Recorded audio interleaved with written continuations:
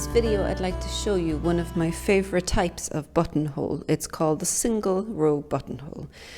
Benefit of it is that you're completing it all in one row, so when you come back on the next row, all you have to do is work your stitches in pattern. In order to do it all in one row, what you're effectively doing is binding off the stitches you need for the bottom of the buttonhole, turning around and then casting on the top stitches, coming back and continuing on.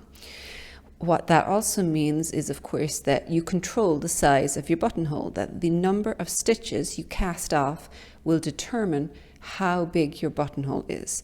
And then the only thing you have to bear in mind is the stitches you cast on the other side.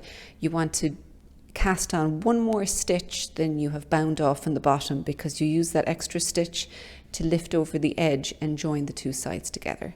So let's get started here. I'm going to knit just a couple of stitches first of all, so that I'm not doing it right on the edge.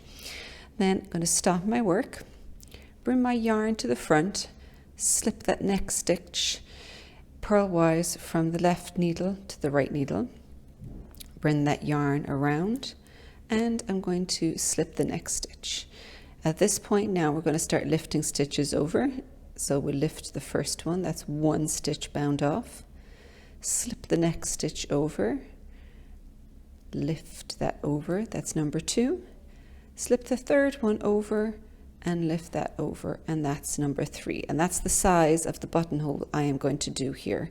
You can, of course, before you put something like this in a garment, do a little swatch and test out different sizes with your buttons to make sure that they're a nice snug fit. Now I'll move that back, and I'll turn my work around here. Now we're going to use a cable cast on this side. Now you can see, look, your yarn is way over here. So I'm going to start by just putting this in here and then gently just snugging this up here so that it's a little bit snug, but don't pull so tightly that you're actually distorting all the stitches, because then you'll end up creating holes.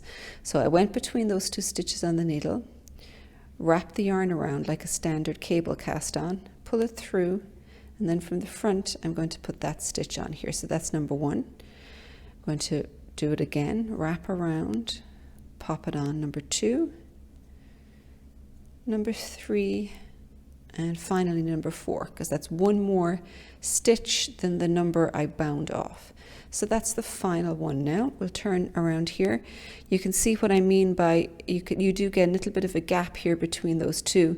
So just be careful with how you pull those stitches to try and minimize the gap a bit. And as it's being worn and pulled and distorted, it tends to close things up as well. Now I'm going to bring this yarn back here, slip the next stitch from the left needle to the right needle, and then the last stitch here that I had cast on, I'm going to grab and lift it over. What that does is, you can see that effectively closes off that buttonhole on the other side, and then I'll just continue away down in this direction. So that is your single row buttonhole, one of my favorites.